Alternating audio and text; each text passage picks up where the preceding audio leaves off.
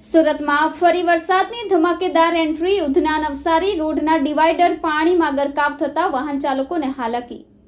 હવામાન વિભાગની આગાહી પ્રમાણે દક્ષિણ ગુજરાત સહિત સુરતમાં ભારે વરસાદ વરસી રહ્યો છે.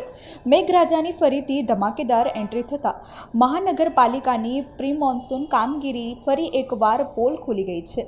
ઠેર ઠેર રસ્તાઓ ઉપર પાણી ભરાઈ ગયા છે, જેના પગલે વાહન ચાલકોને ભારે હાલાકીનો સામનો કરવો પડી રહ્યો છે. ભારે વરસાદના પગલે ગટર ચોકઅપ થઈ હોય તે રીતે ઉધના નવસારી રોડ પર પાણી ભરાઈ ગયા હતા, જેના પગલે રસ્તા પર વાહન ચાલકોમાં વાહનો બંધ પડી રહ્યા હતા. આથી વાહન ચાલકોને BRTS રૂટોનો સહારો લેવો પડ્યો હતો. દર વખતે રોડ પર પાણી ભરાવાની સમસ્યાથી લોકોએ ત્રાહિમામ પોકારવાની ફરજ પડી હતી.